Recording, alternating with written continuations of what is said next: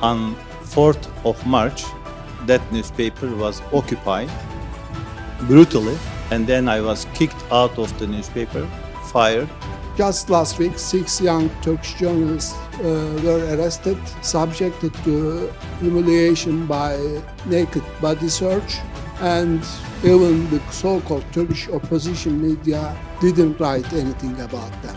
Violence is like an earthquake. It has no winners, only losers. For 40 years now, Kurds and Turks have been fighting one another, while the children of other nations have invented smartphones, edited genes, crafted artificial intelligence, and dared to look for signs of life in distant planets. Why aren't our youth crazy about science or its parent, freedom? Very important, since we are journalists here, and to mention that we need also international support. We need international voices to speak for us. What is happening in Turkey, what is happening in other countries, because it's not just Middle East Turkey. We have the Western, we have the EU countries where journalists are being indicted.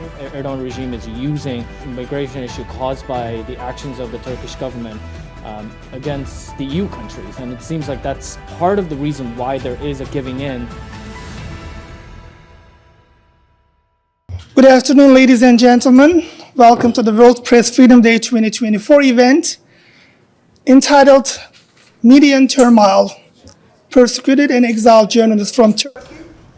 This event is organized by the Journalists and Writers Foundation in collaboration with the Advocates for Silence Turkey.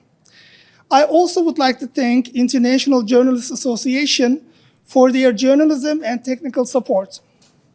Today, we are gathered here at the National Press Club in Washington, D.C. to raise awareness to the grave threats faced by journalists in Turkey and around the world as we commemorate the important role of a free and independent press in a democratic society. As we mark the World Press Freedom Day 2024, it is crucial to acknowledge and address the challenges confronting journalists and human rights defenders in Turkey. The alarming threats of attacks on press freedom and freedom of expression must be brought to the forefront of our collective consciousness. Through panel discussions and conversations just like this, we aim to shine a light on the struggles faced by persecuted and exiled journalists, whom some of them are among us with us today at the National Press Club, and we would like to explore potential solutions to safeguard their rights. So basically, we will have two panel discussions today. The panel one will discuss the plight of persecuted journalists and human rights defenders, showcasing their struggles and shedding light on the Turkish government's attempts to suppress independent journalism. Panelists will discuss potential solutions to safeguard their rights of journalism and defend fundamental freedoms. And panel 2 will focus on the experiences of exiled journalists and human rights defenders from Turkey who persist their work despite of threats of intimidation, harassment, hate crimes, and transnational repression. Through their compelling stories, we will gain invaluable insights into the strategies employed by the Turkish government to silence critical voices, not only in Turkey, but across the globe. The stories of these courageous journalists serve as a reminder of the importance of a free press in holding power to account and ensuring transparency in society. By standing in solidarity with journalists and human rights defenders, we reaffirm our commitment to defending the essential right to press freedom. I invite you all to join us in this important conversation to listen and advocate for the protection of journalists and the preservation of press freedom. Together, let us work towards a world where journalists can carry out their vital work without any fear of persecution or retribution. Thank you for being with us today. And before we start our program, I would like to invite Mr. Mike Smith. He is the member of the Board of Governors of the National Press Club for his welcome remarks. Good afternoon, everybody. I am Mike Smith. I'm on the Board of Governors along with my colleagues from Global Strat View here and the moderator today. I'm so pleased to welcome you to the National Press Club. It is World Press Freedom Day tomorrow, but really it's World Press Freedom Week this week. And so it's a great chance to have this discussion. But the real reason I'm up here is Mehmet knows my daughter-in-law is Turkish and my grandson, Albert Ege, is Turkish. And so I'm showing pictures of my baby pictures here of my grandson. And they said, well, you have to come up and say something. So I'm happy to be part of the family. It's critical that we have press freedom around the world. Tomorrow we'll be talking some more about the cases of Austin Tice and Evan and Alsu held in Russian prisons. Last night we had the James Foley Awards banquet and had a chance to hear from the Foley Foundation about world press freedom and ways to really protect journalists who are in harm's way or being held captive. And that is the issue. It is what to do about this idea of using reporters as pawns. Anyway, I just came to say hello and welcome you, and thank you so much for being here. Have a good session. Thank you. Thank you, Mike, for joining and supporting us this event today. So we would like to, show a presentation, a video presentation that really talks about the persecuted journalists in Turkey and how is the current situation in terms of press freedom.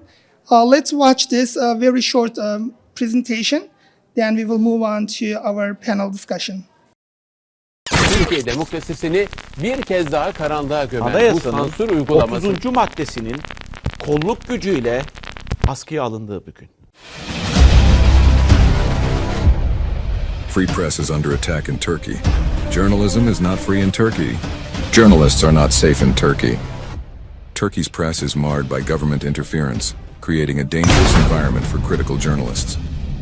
Turkey ranks 165th among 180 countries in the Freedom of the Press Index.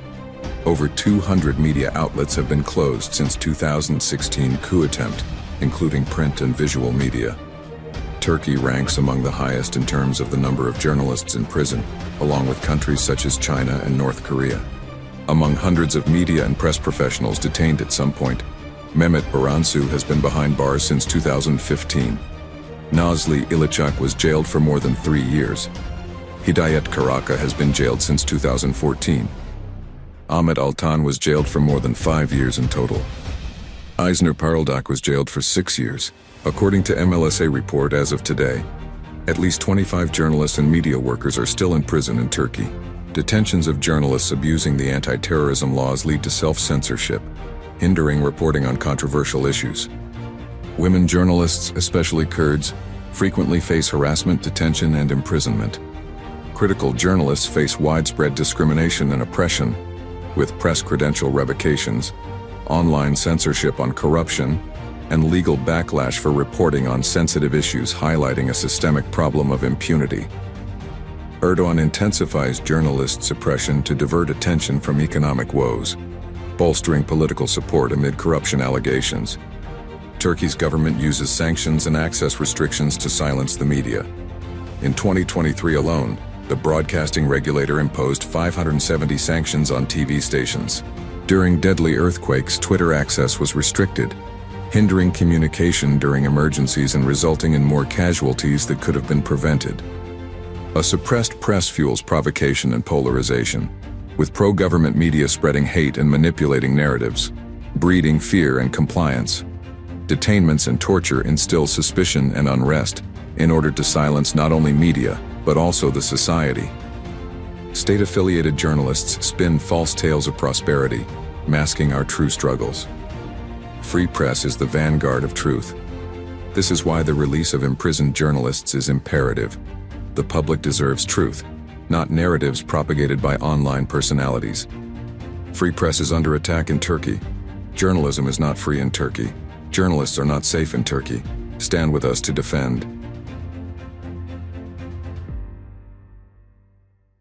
Yeah, it is very saddening for all Turkish Americans that journalism is not free, journalists are not free in Turkey.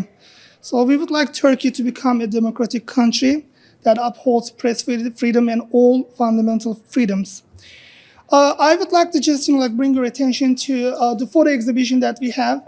Unfortunately, in Turkey, there are 25 to 5 journalists who are still in prison. And they are from different walks of life. They are not only from one group, but they are from different, like Turkish, Kurdish, Armenian, and many others. So I would like you to just, walk through during the break. And also I would like to let you know that we have 2 reports. One of them is the Turkish Journalists in Exile. You can get a copy at the table. And also we have the list of journalists that are still in prison. You can get a copy with you. Now, without further ado, I would like to introduce our moderator for panel 1. Hoon Kim is currently serving as the senior correspondent and an assignment editor at the Global Strat View. Since 2023, he has been covering the U.S. Department of State and U.S. Congress, focusing on issues pertaining to East and South Asian affairs, along with other global topics. He has frequently provided analysis on regional security issues and held several events related to political developments of Asia, Latin America, and the Indo-Pacific. He is also currently serving as the White House correspondent for the Global Strat View.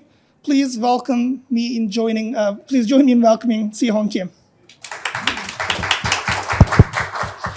Well, thank you everybody for coming here today in this very historic and important occasion, and thank you, Mehmet, for the kind introduction. You might be wondering why I'm wearing a mask today. I'm just recovering from a nasty flu, and I didn't want to terrorize any of my panelists or any of you today, especially on this important occasion. So I thank you for your understanding in advance. Now, before we get onto our speakers today, just like to share that on behalf of all of the Korean journalists, being a Korean American, I think it's very important for me to say today here that in 1950, a very large contingent of Turkish soldiers came to South Korea in conjunction with all of the United Nations forces led by the United States and helped secure the freedom of my native homeland. And since then, the Turkish people and the Korean people have become what we call an endless, we have formed this thing called an endless brotherhood. And brotherhood, in a sense to us, represents a few things. It represents standing with each other in the good times and standing with each other in tough and challenging times. And so being a journalist, I am more than proud and honored to be standing with all of our Turkish brothers and sisters, and along with everybody else from the region, and in living out this brotherhood in the challenging times. So thank you so much for this honor of having me here. And so with that, I would like to quickly introduce our speakers today. We first have Mr. Abdulhamit Bilici. He's a former editor-in-chief of Zaman newspaper, and he will be talking about how Erdogan choked off the media to submission. And Mr. Abdulhamit Bilici is the former editor-in-chief of now closed Zaman newspaper, and he was also the chief executive officer of its English language version, today's Zaman.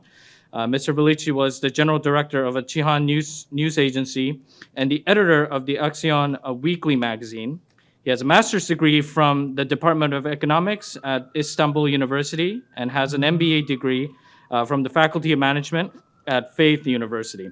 Abdulhamit Bilici has been living in exile as a journalist in the USA after a failed coup attempt in Türkiye. Mr. Bilici is an expert on Turkish politics and continues his journalism career by writing his freelance articles from various media outlets. Next, we have Miss Arbana Xharra. She's an investigative journalist, and she'll be discussing democracy, freedom, and the freedom of expression. Miss Arbana Xharra is an investigative journalist with an international recognition. She is an expert on religious radicalization. She has authored a series of investigative reports since 2012 on religious extremists and Turkey's Islamic agenda, operating in the Balkans and the European Union. And her articles are joined in numerous world media outlets and prominent journals, such as Sage Johns Hopkins. Arbana won numerous awards for her reporting and was a 2015 recipient of the International Woman of Courage Award from the U.S. State Department.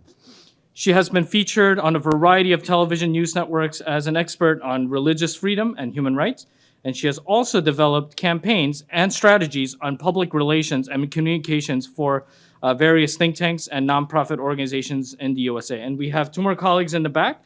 Mr. Ergun Babahan, I promise I'll get through this as quickly as possible, who's a journalist, commentator, and a former editor-in-chief of the Sabah newspaper. He'll be discussing the current state of press freedom and threats journalists face in Türkiye and abroad. Mr. Ergun Babahan graduated from Istanbul University Law Faculty in 1981 after a short time working as a lawyer. He stepped into journalism as a reporter in Yeni Asir.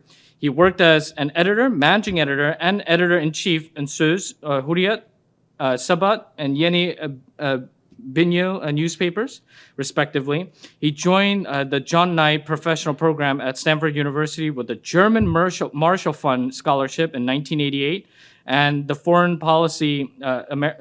American Foreign Policy Process Program at the University of Maryland in 1990 with a Ford Foundation Scholarship.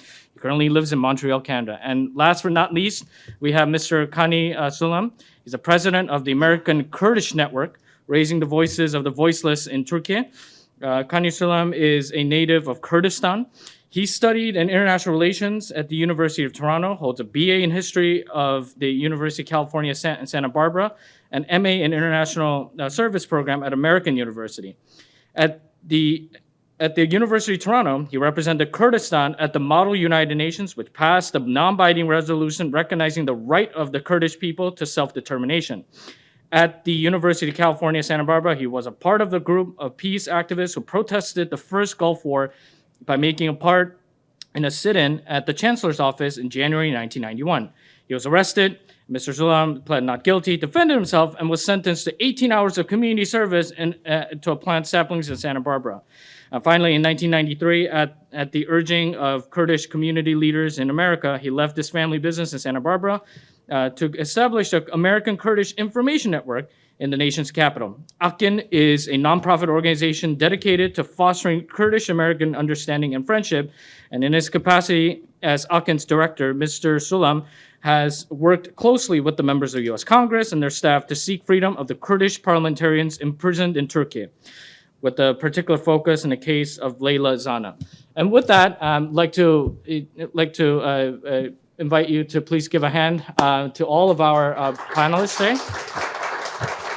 Thank you so much. So with following that, I would like to ask each panelist to please give your introductory remarks, 5 to 8 minutes, and after that we will go into our program discussion. So, Mr. Abdulhamit. Thank you very much, Mr. So. And I'd like to thank the Journalists and Writers Foundation and the AST, Silenced Turkey, the advocates of Silenced Turkey, for giving us the opportunity. And it's very big honor to be here at this heart of Washington, at the National Press Club. We are talking about, at a very critical time, this World Press Freedom Day. So lots of things to be said, but I just like to summarize some of the ideas, and we can continue in the discussion session. So the journalists are supposed to be the voice of the voiceless, to be the voice of the oppressed, to be the voice of the persecuted. This is one of the main functions of journalists.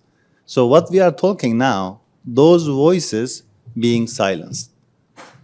So when we talk about a journalist to be in jail or a media organization to be shut down or a journalist to be exiled, we need to think that there is a big number of people, a big population which lost its voice.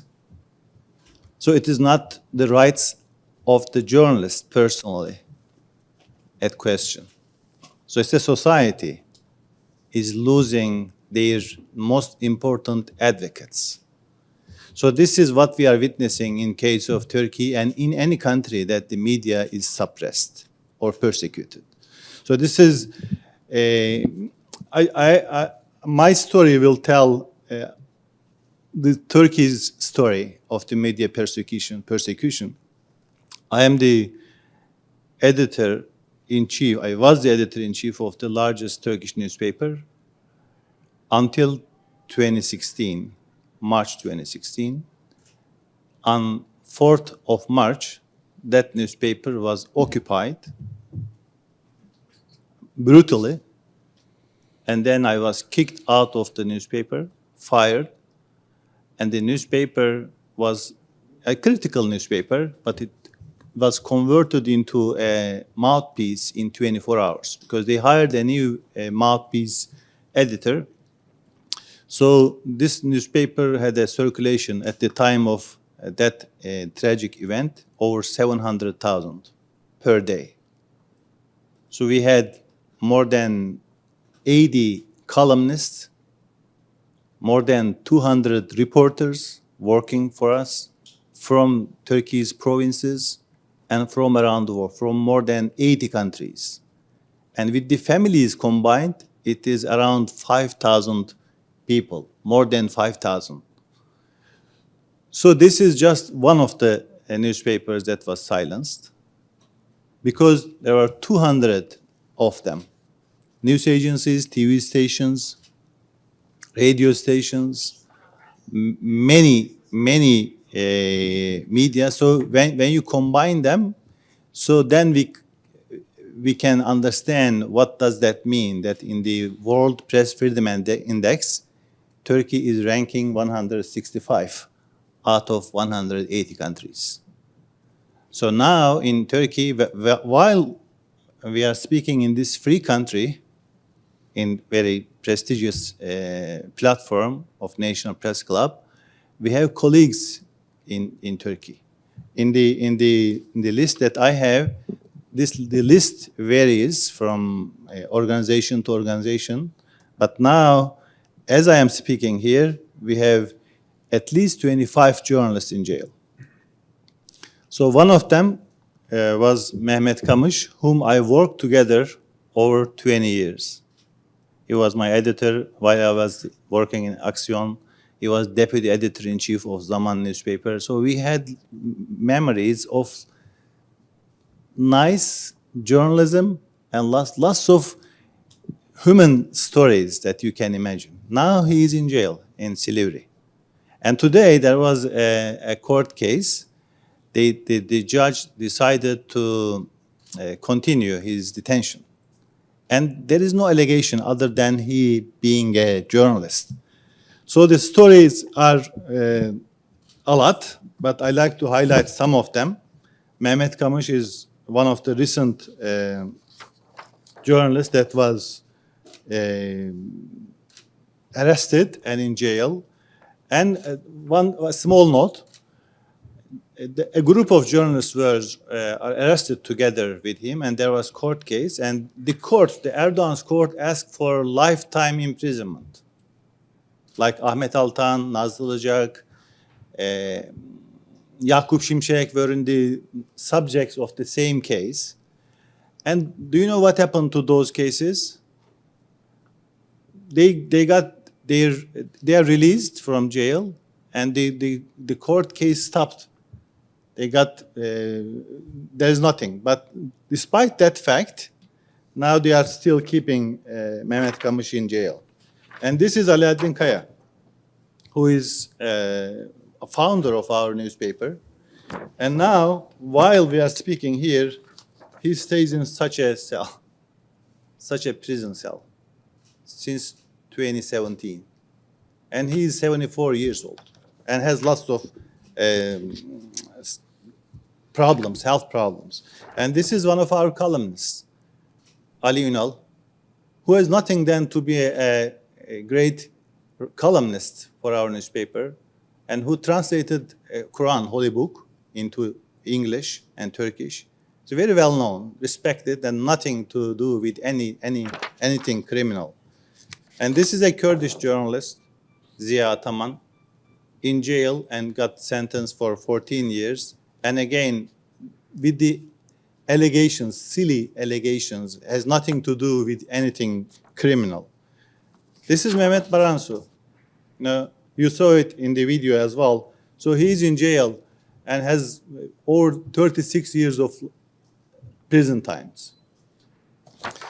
So the story continues, as I said, more than 25. But and the question to me was how that happened. You know, Turkey is a NATO country, NATO member, and it's trying to be a member of European Union and member of European Council already. So how that happened? So, I mean, if we say that this press persecution or the suppression of the press started with Erdogan, this will not be correct. So there is a long history of Turkey persecuting, trying to silence journalists, unfortunately. And it goes back to the early years of the Republic. So when we go to the early years of the Republic, we see that a republic founded after an independence war, fought by all the different parts of the society. The Kurdish, Turkish, Alawites, religious, liberal, atheist, whatever. But then turned into a republic by a segment of those different factions and had a kind of top-down elitist approach. According to that definition of this republic, some people were alienated. Like the conservative people, like the Kurds, like Alawites, so they did not find a space in this new definition of the republic. So that is the core conflict and tension that went through all more than 100 years. So with that conflict, you need to remember that there is a establishment, military, judiciary, and the state, we call state, and the people. And there is always a tension between those two. And the government sometimes is representing people, and state is representing the established ideology. So the media was given a role to play as a tool of this establishment. When it goes beyond that limits, there is the problem. You go to exile, you go to prison, or you are killed. You know, this persecution goes to 1920s, 1940s. So, for instance, in 1945, a newspaper was attacked, Tan newspaper. It was started by leftist journalists. So it is very similar to my newspaper being attacked in 2016. The same sequence of events.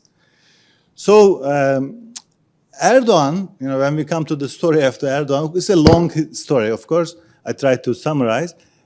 Erdogan acted as if he represents the people. You know, I mentioned the conflict, a tension between state and the people. So Erdogan portrayed himself as if he is acting in the name of people against the state, to democratize the state, to make state a law-abiding country, government. At that stage, my newspaper, I personally supported that Erdogan's effort. That not only me, but whole international media, from Le Monde to New York Times, from European Union to United States, we all liked together that Erdogan was helping Turkey to be a better democracy. But Erdogan, in my view, cheated us. Not me personally, but all of these people that supported and thought that this guy is the person that will bring Turkey into a democratic government. And media, he did this by taking control of the media. That was how he took the submission of the media. He played a lot of tactics, and some of them we missed. You know, when he was, for instance, transferring the ownership of Star Media Group or the Sabah Media Group, we thought that this was part of his effort to democratize Turkey, to make the state powerless, but the government, the people, powerful. But now, later, we realized that he started to use all these against democracy and against, in the way of not to bring Turkey to European Union, but to create a one-man rule. So we were part of a big community of supporters of democracy, in the name of democracy. So now we came to be persecuted by the same person who we were supporting to give us more freedoms, to make Turkey a better democracy, and maybe to make it a member of European Union. So this is a very tragic story, and we can continue in the sessions, in the discussion sessions. Thank you very much for your Thank you, Hamid. for attention. Thank you. Next, we have Ms. Arbana Xharra. So I'm from Kosovo, and how many of you remember the war that started in 1999? I was 16, 17 at the time, and we were under the Serbian regime, so they caused genocide. 20,000 women were raped, and after the war, we were saved by the United States and EU allies. And after the war, I started working as a journalist because on my way to Albania with my family, 2 months after we stayed in the war, I was interviewed at the time by the journalist, and I realized the power of speaking for those who cannot speak. And I started writing after the war in Kosovo. We were building a new country, even though predominant Muslim, very pro-Western. We named our kids after Madeleine Albright and Tony Blair, and we were thankful and grateful. And what happened after the war, we had Saudis trying to influence our society. After the war, the poverty and a lot of problems. Of course, corrupted leaders, local leaders. So what happened, I started focusing on the first 10 years on corruption and not paying attention what is happening meantime, because we didn't know that something else will start causing us as a society problems and our cultural impact. So what happened? Turkey, Saudis in the beginning, and then Turkey with Erdogan, leading Erdogan, he started trying to spread influence, and he uses religion because he doesn't want to be questioned. So as Abdulhamit mentioned, so authoritarian regimes, they know what is the best way to get influence, and what is that they start helping people. They start becoming like a part of those who doesn't have voice. So they start offering free English and computer courses, and it started immediately after the war. No one was paying attention. Nothing happened over the night. I started writing about following the money. So it was religion, but he was corrupted. He was corrupted and corrupting other local leaders in Kosovo, in Albania, and in the Balkans. So someone will ask, why would Erdogan want Kosovo to spread influence in Kosovo and in the Balkans? Because even though he's a NATO member, we all know that how his relationship with EU and US are, and he became more close to Russia. And he's the only Turkey is the only NATO member that works against Euro-Atlantic agenda. He kills Kurds, and the other day he came and uses Palestinian cause as he cares for Palestinian, saying that we have to solve the problem, but you are killing Kurdish people, innocent people. So we have a leader who is trying to become a leader of the Muslim world. So he uses religion, he's a criminal. And what happened? I start talking and trying to raise awareness and not let this Islamic agenda influence our society. Today, I'm 6 years now here in exile. I moved here after I was brutally attacked. At the night that I was brutally attacked, I was speaking on live TV show about the mosques that Erdogan was building, about the money that he was not bringing in Kosovo through bank, but cash, how he was influencing our society. And I was just telling the truth. After many years and writings and publications, today, unfortunately, we have less journalists that are speaking up. And I understand my colleagues because it's tough. What happened in the past over 10 years? He influenced media. He influenced not just building mosques. You have the best students in the Pristina and the university that support his agenda. You had parliament members that support his agenda. So the whole issue was the cultural impact. Not just the mosques, not just the religious road that he was using, but right now you have the parliament member who openly support Erdogan. The whole thing is that I don't know if you remember in 2018 when he was not allowed to organize pre-election campaign in Europe, Austria just didn't let him. And what he did, he came in the Balkans, he came in the Bosnia. So the whole issue, he wants the Balkans away from Europe.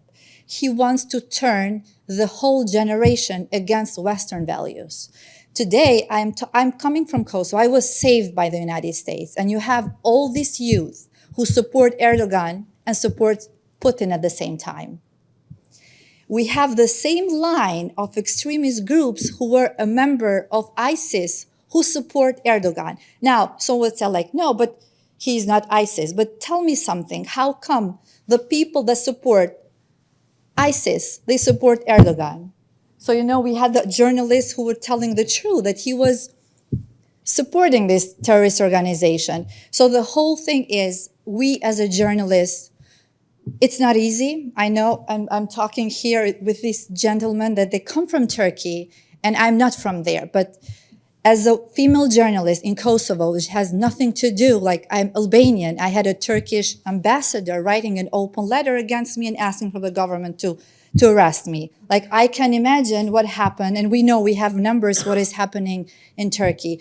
But it's very sad because it's corruption also linked to him, and it's very sad because today in this world where we have hundreds of journalists indicted, and we have the wars all across the world, having this criminal using religion, and he achieved to brainwash the younger generation that he is a Muslim leader. So we have to expose him. How are we going to expose him? By following his money, telling that he comes up and he talks with holding Quran, just not to be questioned. I know for me right now, it's much easier to speak up from United States where I live with my kids, but it's very hard for journalists in Turkey, for journalists in other parts of the world when you are not safe, when you don't know what is going to happen. But hopefully what happened in Istanbul and in Ankara, hopefully the only way is to get rid of this authoritarian criminals that we are running the states. The only way is to save this society by trying and voting against him. I know that they want to silence journalists because this way the people will not know the truth. So that's why it's very important for us, even though we are not there, to continue talking and speaking of the truth. Thank you. Thank you, Arbana. Next, we have Mr. Ergun. I am here today because I was a friend of Abdulhamit and Kani. I'm a liberal kind of journalist. I was with them when Erdogan suppressed the Hizmet movement or Kurds. So I found myself in Canada 8 years ago. In 1988, I was in Stanford, Palo Alto. I was going to an Iranian restaurant. There was a middle-aged man running an Iranian restaurant. He was a successful businessman in Tehran and had to leave Iran, come to California and started this small restaurant, but successful one. I still used to see the sorrow in his eyes. He used to miss his country, etc.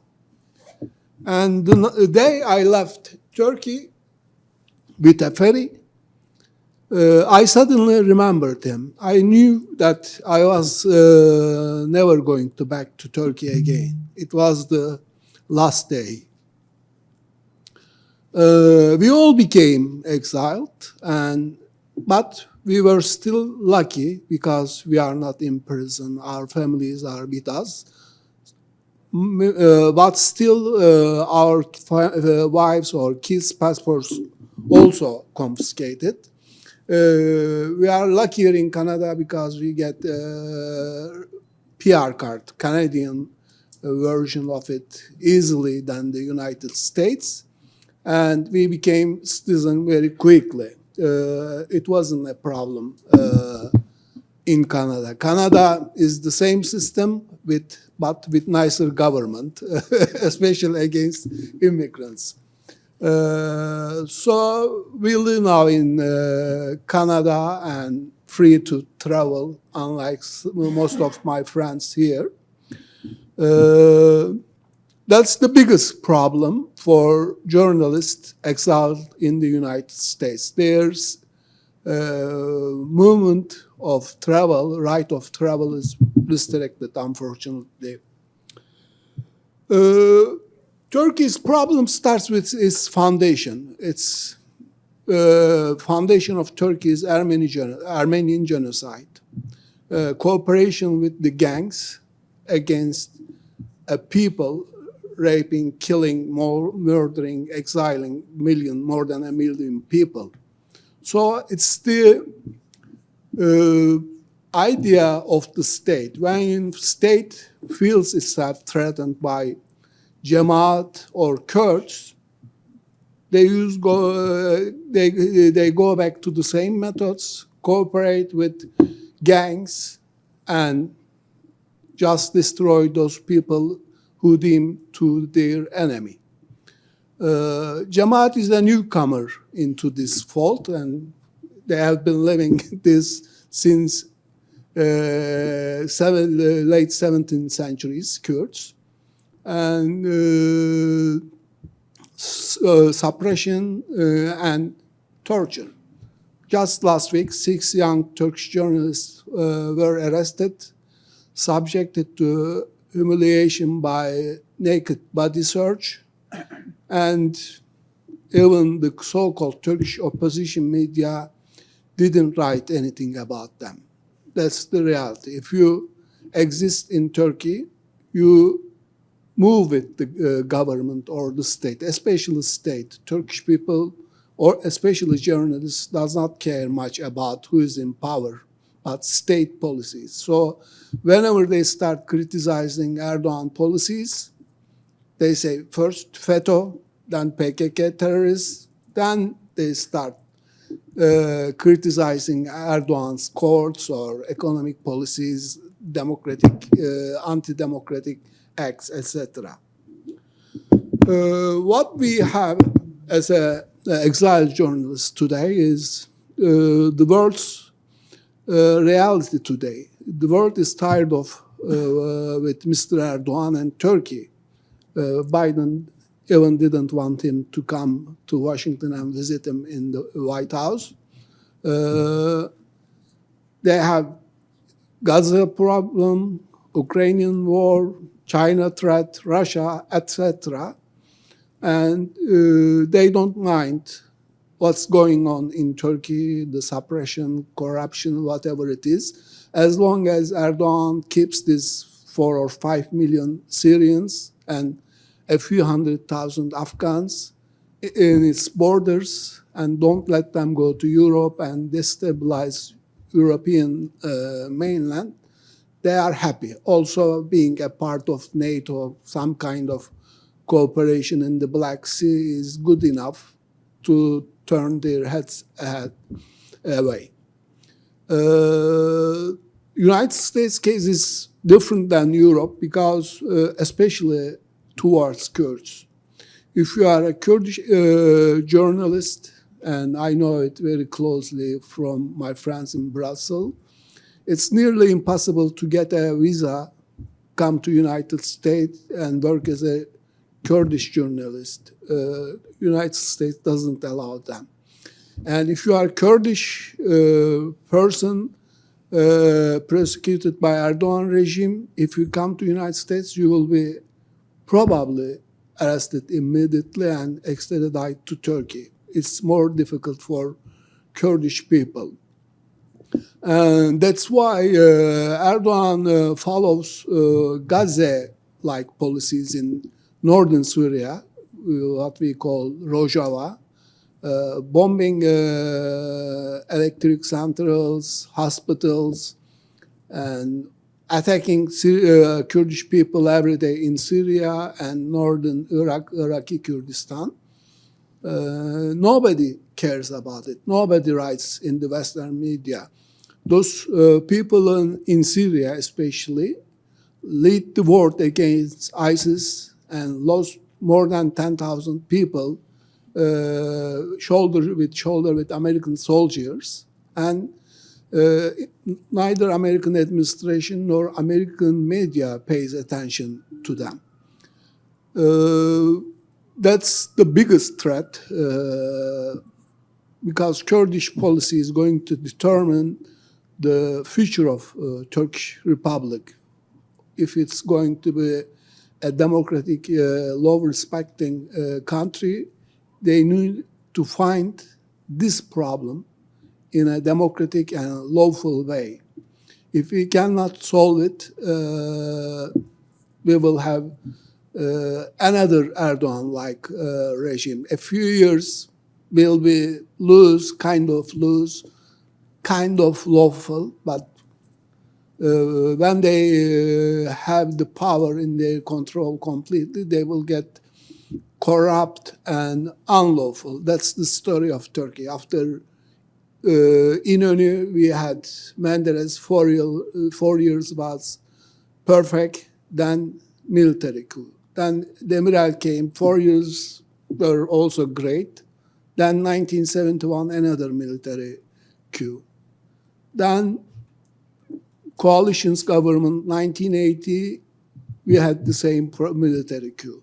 And unfortunately, we have some colleagues who are in Europe exiled twice, before 1980 or after 1980 and after 2015. People suffered twice.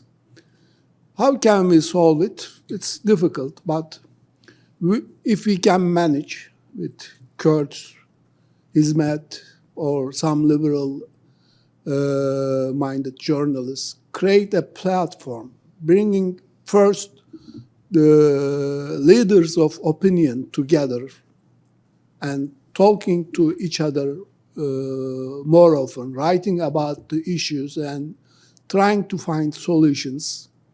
Maybe we can have a hope, but otherwise, I see the near and long-term future of Turkey is very dark. Thank you. Thank you, Ergun. Our last, but definitely not the least speaker, Mr. Kani. Honoring Tülay Açıkkollu and Medine Öncel. We're here to honor and remember the journalists of Turkey today. Most of us happen to be Turks or Kurds or their friends who are alarmed that our reporter friends are persecuted in Istanbul and Ankara, or Van and Diyarbakır, or as we Kurds fondly call it, Ahmet. Let me first state the obvious. I am not a journalist. I am, however, an avid consumer of news. The reporters do for their societies what doctors do for their patients. They help them live healthy lives. They are often targeted, but they are essential for democracies. Thomas Jefferson knew this and stated it in a letter to a friend, Edward Carrington, as early as 1787. Were it left to me to decide whether we should have a government without newspapers or newspapers without government, I should not hesitate a moment to prefer the latter. America, those of us who have sought refuge on its shores would be quick to note, has both a government and a free press. We gather here with impunity and share our views with one another without worrying whether we would be visited by the police later tonight or in the future. Can we say the same about Turkey, the country of our births? Turkey has a government for sure, but does it have a free press? Americans living in France don't hold panel discussions with titles Media in Turmoil. Turks or Kurds living in the United States do. Perhaps one day the Middle East will be blessed with the likes of Thomas Jefferson as well, and we too will enjoy a free press. For now, though, our work is cut out for us. We have to talk about the unfree press, the preoccupation of leaders like Erdogan, Putin, and Modi. Their handiwork is disturbing, but like the bitter medicine that doctor might prescribe to her patient, we have to take it, meaning thoroughly study it, enable our peoples to separate the wheat from the chaff, and wait for the emergence of healthy societies in our corner of the world as well. This is what happened in America after its liberation from the Great Britain. It can happen in Turkey too, after its emancipation from its dictators. I have been asked to address the subject of raising the voices of the voiceless. I have chosen the stories of Tulay Açıkkollu and Medine Öncel. Tulay is a Turk from Konya. Medine was a Kurd from Diyarbakır.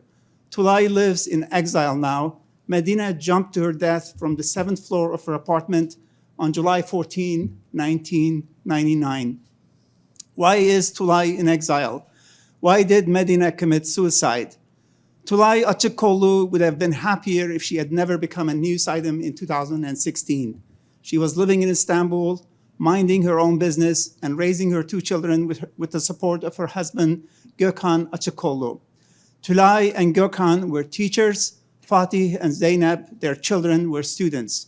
Then there was a political earthquake in Turkey on July 15, 2016. 8 days later, Gökhan Açıkkollu was arrested. 2 weeks later, his lifeless and tortured body was handed over to his wife, Tulay Açıkkollu, like a lost luggage. We know more about the Açıkkollus because Mina Leyla has written a book about them. We learned that they were members of the Hizmet movement, the brainchild of Fethullah Gülen. Hizmet means service in Turkish. Tulay was one of its ardent followers. Here, I can't help but remember my Dr. King. Tulay makes no references to him, but speaks his language. She calls herself and her fellow Hizmet members the hoarders of books, the guardians of love, the disciples of tolerance. Tulay is not among us, but perhaps she will read this testimonial of mine and reflect on my association of her name with Dr. King. She would, I am sure of it, benefit from knowing the American cleric. He too was a great believer of the word service. Here is what he said of it. Everybody can be great because anybody can serve. You don't have to have a college degree to serve. You don't have to make it your subject and verb agree to serve. You only need a heart full of grace, a soul generated by love. America is a better place because of these prophetic words. Dr. King, of course, knew how to make his subjects agree with his verbs.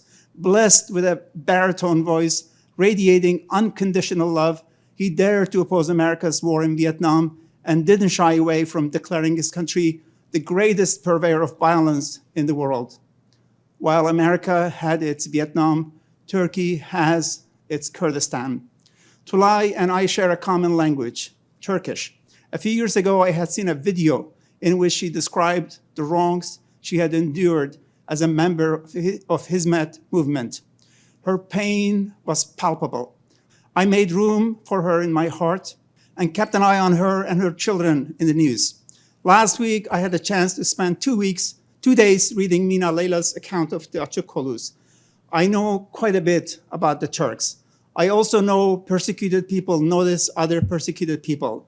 I was curious to find out if she would say anything about my hapless people, the Kurds. Would she, for example, say or imply the Kurds are a people apart and should enjoy the political rights the way, for example, the Scots in Scotland do, right next to their English neighbors in England? Would she, for example, say or imply real love is indivisible, tolerance implies universality, violence is a treason to civilization, and if I ever run into her in person, would she consider joining me in urging her beloved leader Fethullah Gülen to issue a statement denouncing the war in Kurdistan the way Dr. King did in Vietnam? Yes, I would. Violence is like an earthquake. It has no winners, only losers. For 40 years now, Kurds and Turks have been fighting one another while the children of other nations have invented smartphones, edited genes, crafted artificial intelligence, and dared to look for signs of life in distant planets. Why aren't our youth crazy about science or its parent freedom, but are easy prey to those who play with us the way a cat plays with a mouse? One woman who never held a smartphone in her hands, or heard of gene editing in America or France, or thought of robots that could think, or imagined visiting other planets, was Medine Öncel. The English-speaking world owes Amberin Zaman, an exiled Turkish journalist, a debt of gratitude for sharing her story with the world. I first read about Medine back in 1999. Like Tülay's story, it left an indelible impression on me. If I were a novelist, I might have captured her world in print, describing her pain and that of the Kurds, barred from speaking their Kurdish language by misguided leaders of the Turks, from Atatürk to Erdogan. Medine Öncel was born in Diyarbakir. The year of her birth, 1978, would also coincide with the birth of a political party, Partiya Karkerin Kurdistan, the PKK. In 1975, America took a beating in Vietnam. The PKK, thinking it could do the same in Western Asia, attacked Turkey in 1984. Not all trees bear fruit, and the PKK's plans to liberate Kurdistan have come up empty. Its leader, Abdullah Öcalan, was forced to abandon his sanctuary in Damascus in 1998. By then, Medine was in her 20s. Her mind was dedicated to Öcalan. For a living, she laid bricks. There is a passage in Mina Leyla's book in which Tülay entertains a hypothetical. What if she were given a choice, that she could go back to her pre-July 15, 2016 life on a condition that she forgoes her relationship with the Hizmet movement? Would she take it? No, she says, I would never accept that offer. From what we know of Medine Öncel, she had a similar relationship with the PKK and its leader, Mr. Öcalan. Apparently, when Mr. Öcalan was forced to seek refuge outside of Syria, Medine and her friends undertook a hunger strike in November 1998 in Diyarbakir. It was a futile gesture. It was like Don Quixote fighting the windmills. For her troubles, she was arrested and horribly tortured. What else did the police do to her? We don't know, is a good answer. After her death, Devran Öncel, her sister, told Amberin Zaman, Medine always said she would kill herself rather than go through the same hell again. But the fiends of hell on the payroll of the Turkish government would not leave her alone. They paid her another visit at 3 a.m. on the morning of July 14, 1999. They said they had come to take the sisters in for questioning. Devran went to her room to get dressed. Medine went to the window and jumped to her death. I started my talk with a quote from Thomas Jefferson, America's first Secretary of State. I'd like to end it with another quote, this time with that of Condoleezza Rice. It's 66th. After taking her oath of office, she went on a tour of foreign capitals in February of 2005 and paid a visit to Abdullah Gül, her Turkish counterpart in Ankara. Years later, she wrote her memoirs and told her readers what she thought of her colleague. Mr. Gül welcomed me at the airport. In the car ride to my hotel, we talked about the issues confronting our respective countries. The Kurds came up too. Mr. Gül told me, unlike the previous governments, we intend to treat them better. We will, quote, awaken the Turkish identity, end of quote, of our Kurds. What does it mean to awaken the Turkish identity of the Kurds? Is that like Moscow trying to awaken the Russian identity of the Ukrainians? Or like when Berlin tried to awaken the German identity of the French from 1870 to 1945 through 3 cataclysmic wars? If you're rolling your eyes here, wait until I share with you what Miss Rice told him in response. Quote, I saw nothing to dislike about my colleagues' views, and that holds to this day. There was, of course, a lot to dislike about Mr. Gül's absurd belief in that car ride. What if instead of celebrating their common ignorance, Miss Rice had echoed her famous predecessor and said something like, a free press is a better medication to the Kurdish question than all the weapons of the world put together. Such a course of action would have been too late for Medine Öncel, but it might have exposed Erdogan for what he is, a menace to the free societies, and allowed Tülay and her family to live unmolested lives in Turkey today. Notwithstanding Rais, Gül, Erdogan, Putin, and Modi, we have to stand for free press. The happiness of humanity depends on it. Thank you.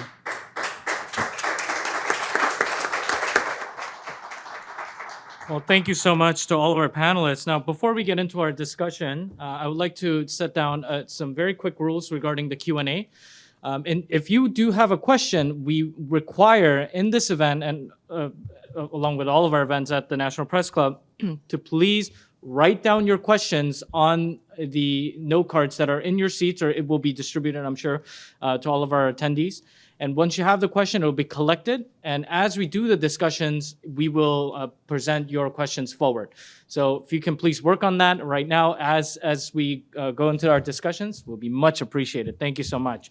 Now, thank you to all of you for sharing your message. I think the first thing that really comes into mind is the idea that dictators or authoritarian regimes never ever do anything unless they test it out to their own people. So as Abdulhamit, you and Ergun made a very interesting point that this problem that we see with freedom of press and everything else that you've discussed didn't just start from Erdogan. It started from its foundations. And so if you can talk a little bit more about that and enlighten us as to why that is important for us to understand, and what impact do you think it'll have further if the current regime-like practices in the Turkish government resumes for the future? Yeah, I say so because I see that there is a lack of understanding of democracy. So we have a republic, and the Turkish people are proud of having a republic after the Ottoman Empire were dissolved at the end of the First World War. But the problem, the missing part was not to be able to democratize that republic. So in terms of having a republic, even Saddam had a republic, Gaddafi had a republic. So having a republic is not a big deal in modern times. You need to be able to democratize it. So when you come to democratize it, you need to have check and balance system, So you need to have judiciary independent, parliament powerful to check, to control the power of the executive, and then very importantly to have the free press to control, to check all of those different powers.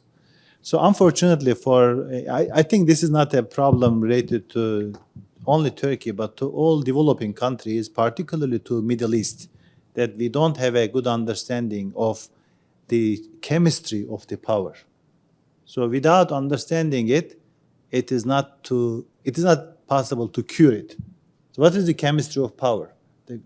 It corrupts. When you get very powerful, you get more corrupt. So you need to have some mechanisms that will limit that power and that limit that corruption. So the media is for this, independent judiciary is for this, and the parliament is for this. But if you don't have those, so you have the corruption, and the powerful leaders, when they get corrupted, they hate two institutions. First, judiciary, independent judiciary, and then the free media. So they see it as an enemy, and they like to destroy it, and they destroyed in Turkey. The destruction of free media. Turkey was not a paradise before Erdogan, of course, but Erdogan destroyed free media after 2013 corruption scandal, when we learned that there is huge corruption, a Turkish-Iranian businessman paying bribes to the ministers, their sons, and Erdogan himself. So when we learned that, when Turkish media, when Turkish public and whole world learned that, Erdogan had two options: to go to the court, respond to the allegations, answer to the allegations. If the allegations are not true, continue governing the country. If the allegations are, true, which is the case, there are lots of thousands of evidences that these allegations are true, then to be in the jail, as a criminal. But what Erdogan did, Erdogan picked the last resort option, which destroying judiciary and destroying free media. So this is the reason why now Turkey is ranking 165 out of 180 countries in World Freedom Index.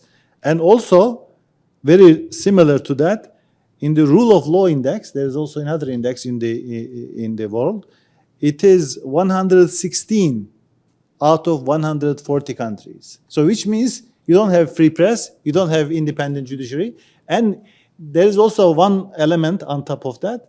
Erdogan flipped the judiciary in his as a tool, and now all the persecution is happening with a court decision. Right. So there are judges now. For instance, when I have an arrest warrant against me, and under it is signed by a judge. They shut down my newspaper with a court decision. Those 25 journalists in jail, these are, seemingly everything is legal, but it is not just.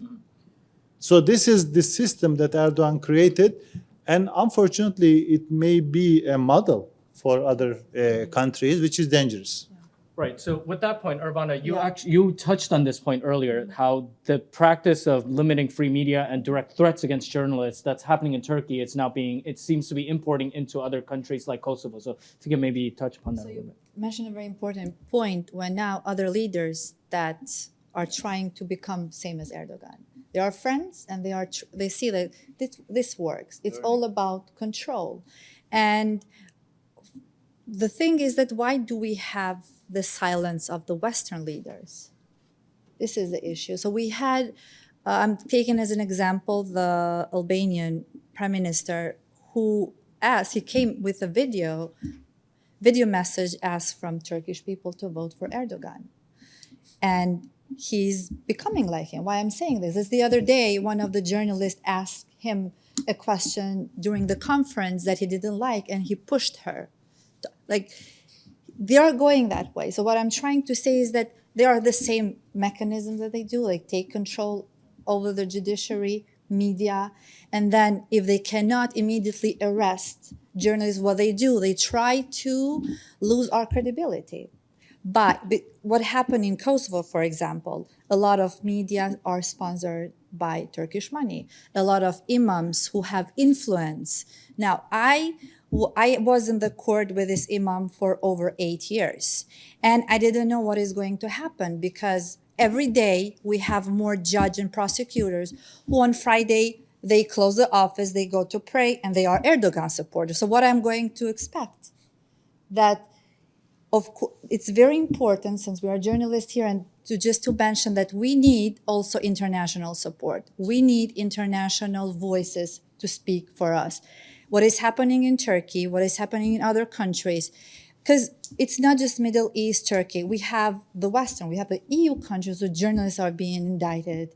And are we going that way? Is this becoming a normality for journalists to be threatened and nothing like? I was brutally attacked. And to this day, since May 2017, they didn't do anything. When I realized that the state doesn't want to solve this issue was when I find out the prosecutor that was named to deal with my case, he was dealing with traffic tickets. So it was obvious that they wanted to hide who attacked me. So this is very important for us, especially on the countries why Erdogan is trying to have more friends, because this way he's going to increase his influence and the power also in other countries.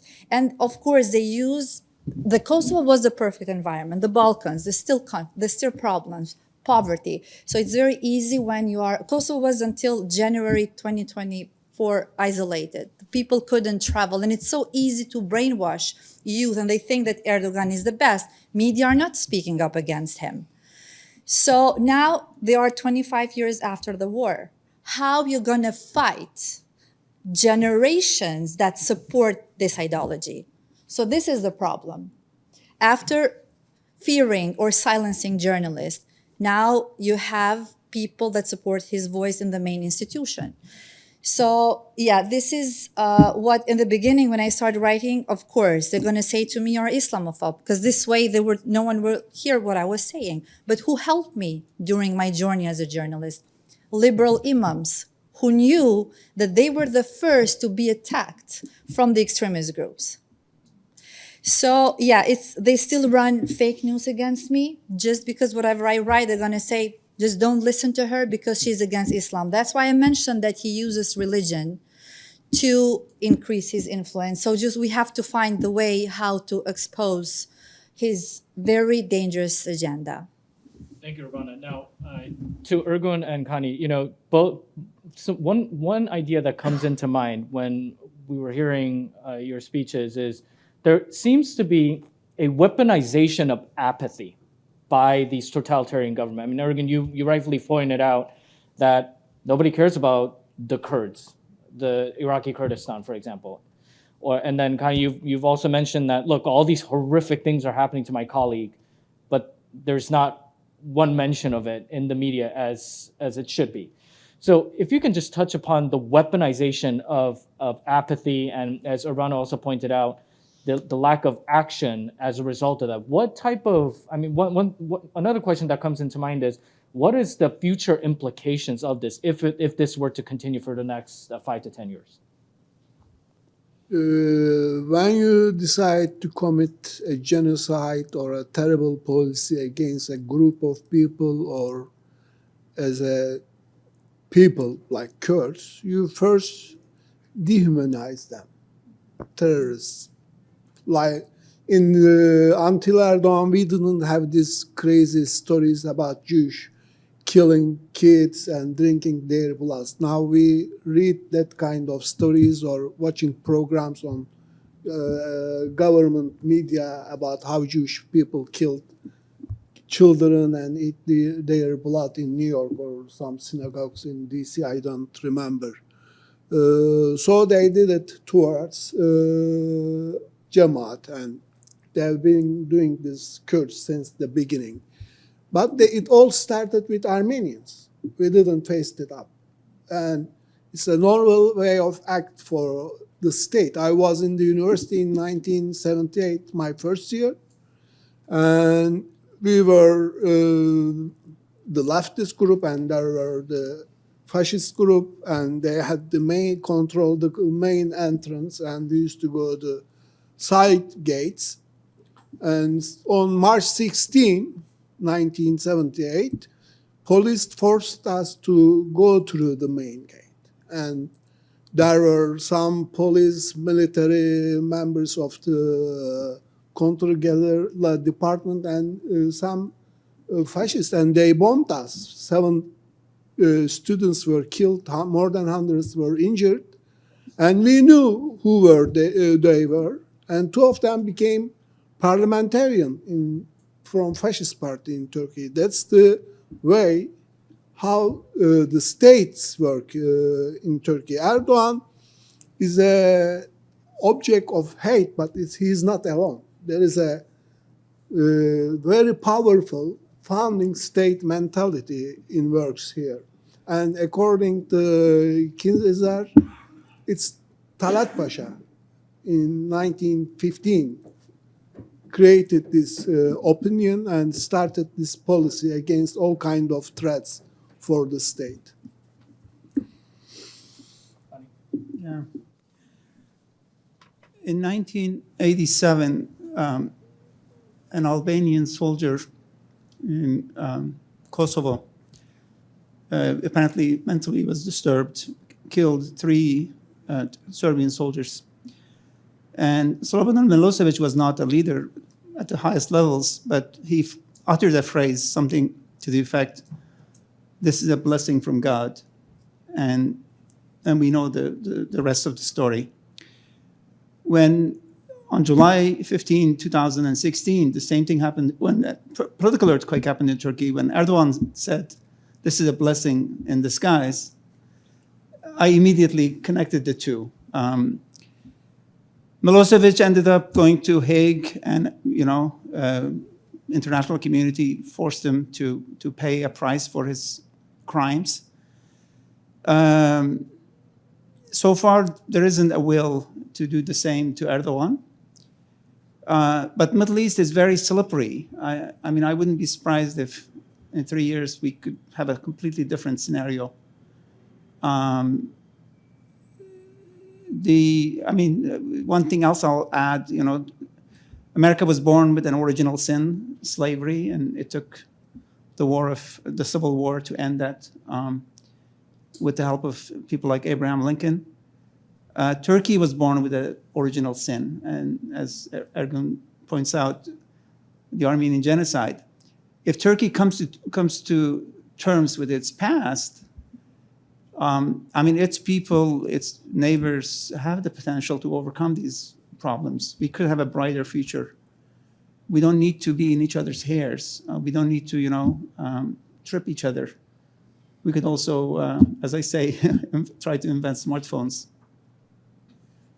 Well, with that, I think the other question that would come into our mind, and also from some of our audience members, is, there is a change that's going to happen in Turkey politically. Now, some are saying that, well, this may open up an opportunity for us to have a quote-unquote a better government, but many more are speculating that it's going to be a continuation of Erdogan-like practices for Turkey.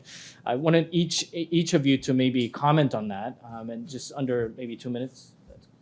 Yeah, I see the last election as a positive development.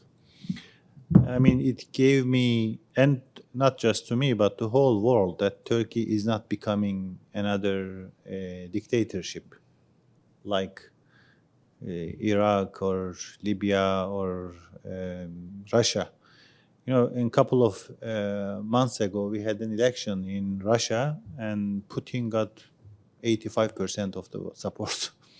So Turkey, it gives the message that Turkey is not going in that direction, which is a very important thing for whole world public opinion, because there was, since 2016, we have been in those kind of platforms and telling the persecution, the story of the human rights tragedy. So after one level, Turkey could be ignored, They would say, Turkey, yes, we accept it as part of many authoritarian dictatorships. So what is the problem if we have Turkey turning to be another Syria? So that was the danger for Turkish people.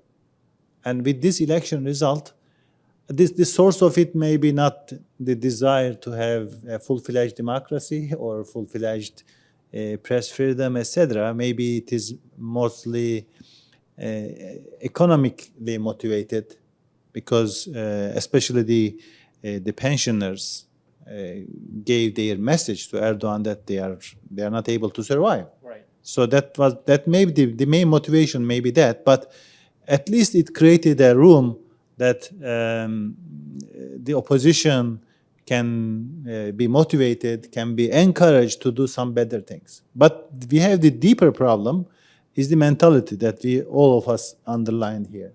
That is, without changing the mentality, if you don't understand democracy, if you don't understand the gist of it, it doesn't matter whether the name of the leader is Erdogan or Kılıçdaroğlu or Özgür Özel, So there are now lots of journalists in jail, lots of judges in jail, lawyers in jail, politicians in jail. So I look at the opposition's approach to that.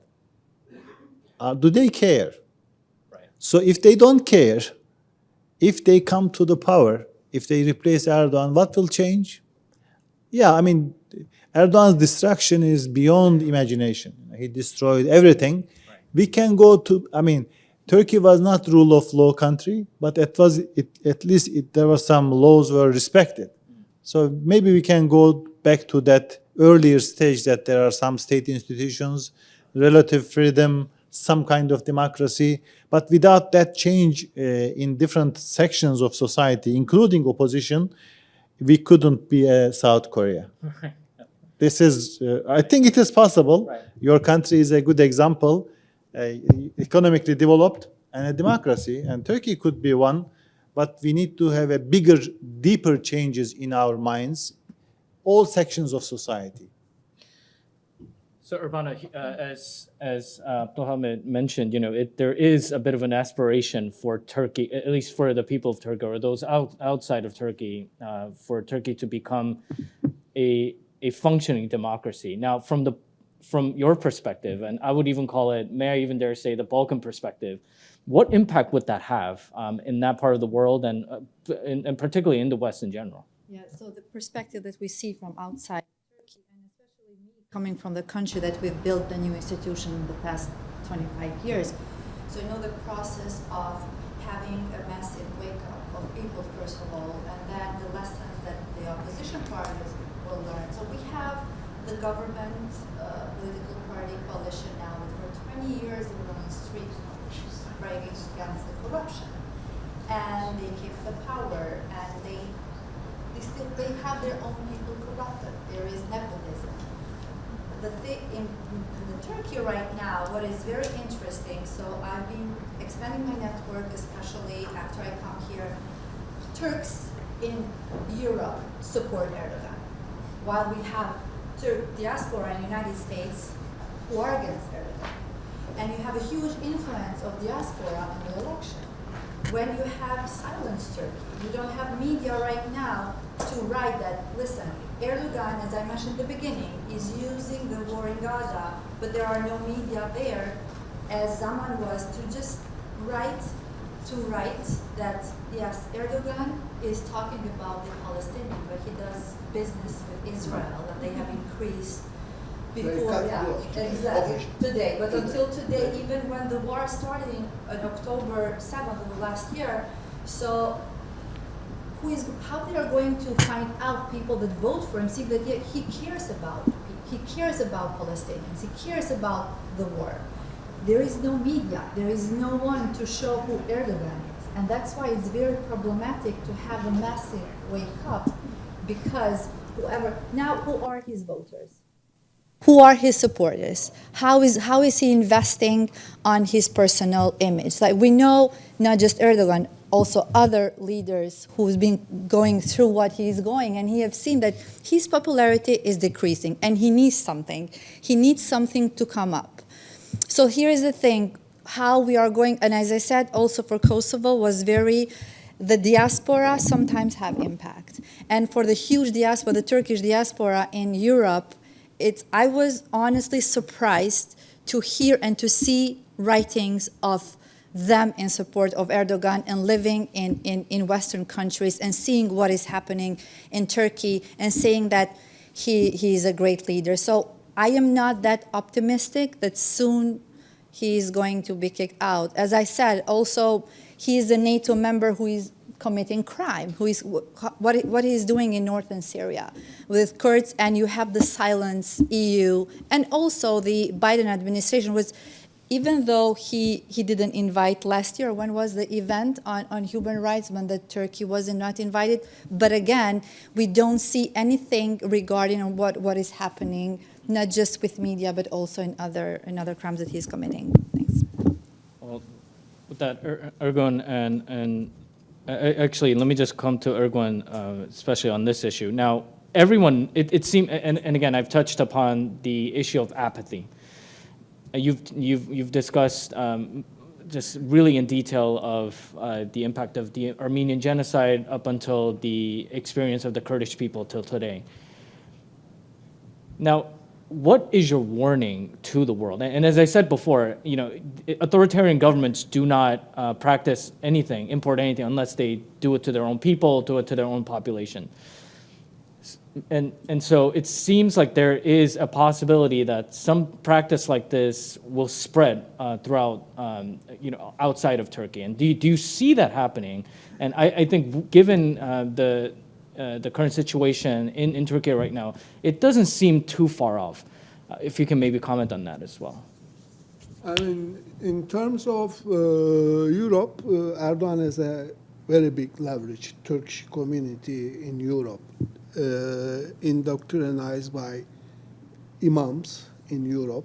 Now France and Germany are taking some steps, so they are not going to send imams from Turkey anymore, and they will be trained and educated in France and Germany. But we know my numbers, there are about 7,000 MIT, Turkish Intelligence Agency agents in Germany, and a few thousand in France. At least 2,000 in Greece, we know for sure. So he can destabilize Europe easily. And we see when the first Syrian war started, European governments shattered because of Syrian immigrants. If you can imagine, just 5 million Turks and Syrians are moving towards European Union. So they have to support Erdogan.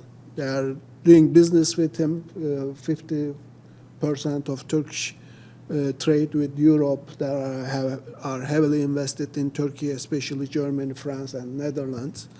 They don't want to lose money.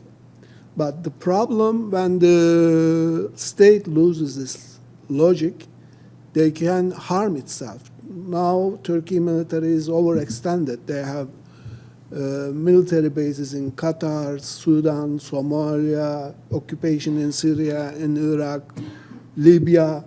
And this is expensive, and Turkish economy is bankrupted. How can they survive this? And Kurds are fighting in northern Iraq. They are not winning the war. I disagree with Kani about Öcalan. I think he became successful. Before Öcalan, Kurds were mostly tribal groups trying to own their own culture and language. But with Öcalan, they became a people, a nation in Turkey. So we saw it in the elections also. They won all the Kurdish city in Kurdish geography in Turkey. Erdogan can play, has room to play, but it's getting limited. So he cannot overextend his hand, because he has also weaknesses. I say he has a building a high-rise for himself in New York City, and he has probably certain monies in Switzerland and Indonesia. So he cannot act freely. As we see, he doesn't speak against the United States as in the past. So he uses his media people for it. So he's kind of cornered. So with that, Connie, with everything that you've shared, it seems that the Kurdish people, for example, have been utilized as pawns especially by the Erdogan regime, in the sense that they've been weaponizing migration, as we've heard from Ergun. Basically, it seems like Erdogan regime is using the migration issue caused by the actions of the Turkish government against the EU countries, and it seems like that's part of the reason why there is a giving in factor to all of this. If you can care to comment on that and enlighten us a little more about it from the Kurdish perspective and why it's very important for all of us to know. I mean, if you were sitting in Europe and you were, in charge of your country, and you were looking at the Middle East, and a crisis generating refugees creating instability, and then spilling over to Europe, you would hope that one would hope that you would nudge Turkey towards solving this issue, and then resolving it. So far, it's been a military relationship. It's not a political relationship. I mean, U.S., in spite of what Obama did initially, and then Trump continued, and then Biden is continuing in Rojava. There's no political relationship that I see in terms of addressing this issue. They're still waiting to see maybe Syria will come together, and then this Rojava thing will just disappear. There's no, like the West is not saying let's accept a different state there, because in 1920s, a bunch of states were accepted. In 2020s, you could, Kosovo was invented or became independent, sorry. But I don't see that in the cards as we speak. But what I see though, there's a rising tide. And can Erdogan stop it? Like a rising tide of Kurdish awareness, Kurdish mobility, Kurdish, everybody has a state. Why don't we have a state? They have rights. Why don't we have rights? And that is going to go on with the help of internet, with the help of the modern age that we live in. No one is going to be able to stop that. Will Erdogan be able to stop it? I don't know. I don't think so. I think he's trying to use the Kurds. Yes, during the peace process, he was, in my opinion, trying to say, I'll be the waiter, you could be the busboy, and then we could, enjoy this country together. But it doesn't address the fundamental issue. The busboy waiter relationship doesn't address the problems of Turkey. What addresses the problems of Turkey is free press. What addresses the problems of Turkey is the fourth estate, and then the three, the judiciary, the military, or the presidency, and then the parliament, working together in cohesion. And my latest thinking is, expecting miracles in Ankara, it's really too much. I tell my nephews and my nieces, invest in yourself, educate yourself. When America became independent, when 56, selfless Americans signed the Declaration of Independence, it wasn't one person who signed it. It was 56 prominent Americans, and then the spirit of democracy was much more spread than when Atatürk took over or when Erdogan is now ruling the country. So if more Kurds, more Turks educate themselves, learn about their rights, renew themselves, increase their capacities, maybe we will be done with this nightmare, with this dark cloud that is hanging over our heads. May I add this? Sure. No one in Turkey's divisiveness can win the election without Kurdish support. They are the critical votes in Turkey now. 10% vote is very important. Exactly, it's extremely important. Now, we're coming towards the end of our time. I believe we're going a little bit forward, but I've been actually asked by multiple colleagues of mine from various communities if you have a very quick message especially for the journalist communities, the media, under a minute, and for the general public, of course. If you can now just pretend they're all listening right now. If you can give a message under a minute, just a quick message as to number one, what we can do, and what we should be doing, and if you would like to urge on any issue, that would be much appreciated. So, yeah, I think my message would be: it is not maybe possible to convert China into a democracy in one night, but at least we need to keep democracies as democracies. So we need to be very much aware of keeping Turkey as a democracy and not losing America as a democracy. So there should be a very big awareness. And I know that the journalism is a tough job. In Gaza, we lost maybe more than 100 of our colleagues. And it's a dangerous job. And I appreciate all the efforts of the honest journalists around the world. And we remember those journalists who are in jail in Turkey. I underline again that we will not forget them. And I like my colleagues in the free world, in Germany, in Sweden, in America, in Japan, in Korea, to remember our colleagues that are not free to express their views. That will be a very big support for Turkish democracy and for the journalists in jail, unfortunately. Thank you so much. Arbana? To ask from journalists who are under threat in Turkey, like we are sitting today in DC and we can say whatever we want and we're not going to get arrested as soon as we step out. I think that we should address this call to international media. They need to focus and address and not what was the last time we've seen an investigative piece on what is happening.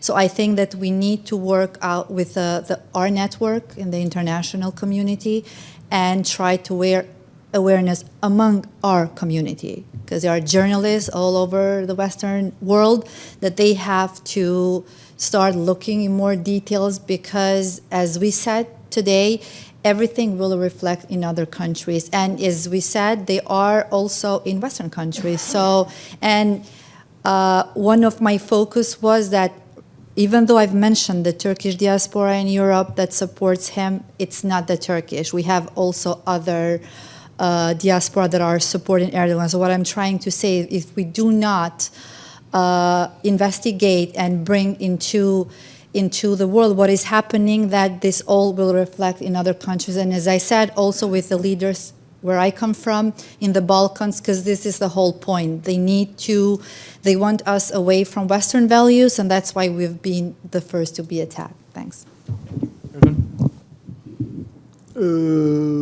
I mean, we cannot expect much from our colleagues in Turkey. They are either cooperating with the state or fear of writing or telling the truth. You can find yourself in jail all over a night.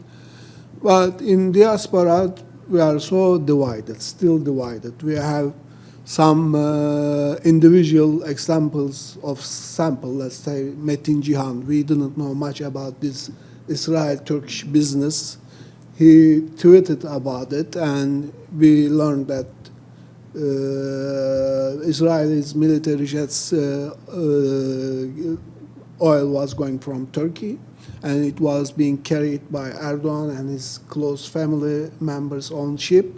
And it had an impact on the election because other Islamic party, Refah, made out of an issue on it, and it eroded Erdogan bases because Palestine is a very sensitive issue between the leftists and Islamists together. What we can do, if we can manage to heal this divisiveness, first we should be able to come together, leftists, Kurdish, conservative journalists together, agree on certain rules, respect for the rule of law and truth, then maybe we can start working for changing Turkey.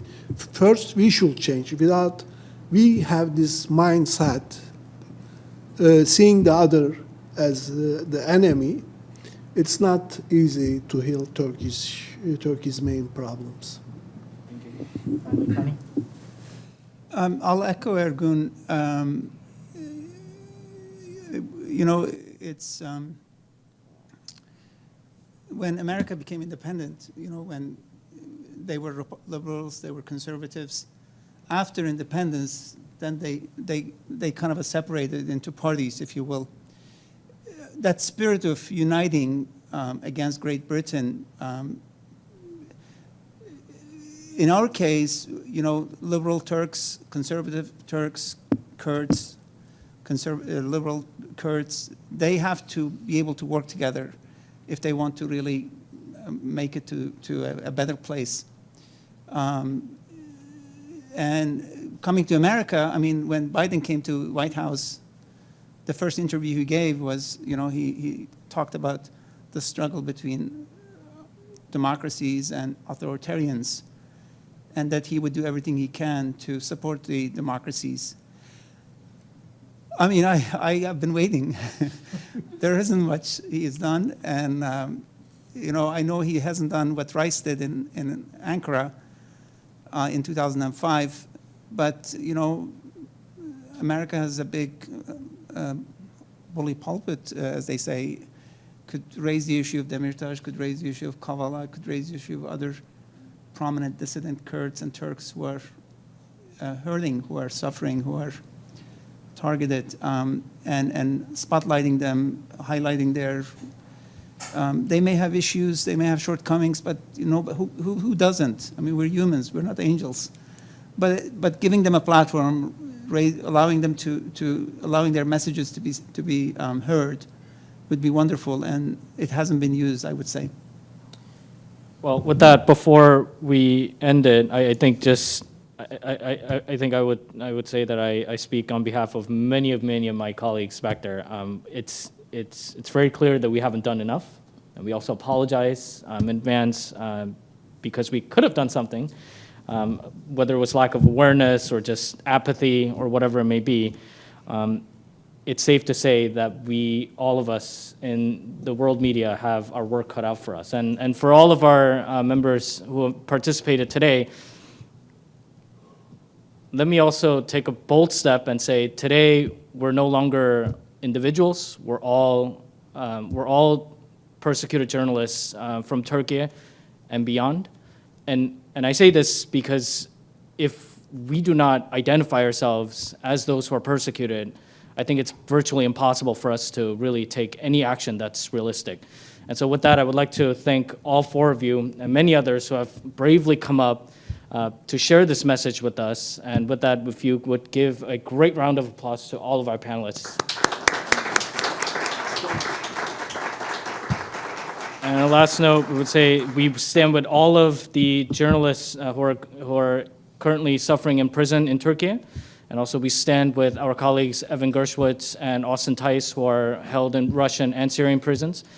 And today, again, we are no longer individuals, we're all together. So with that, I thank you also for giving me the honor of moderating such a great panel. And I guess we have another panel coming up after that. So thank you so much, everybody, and God bless.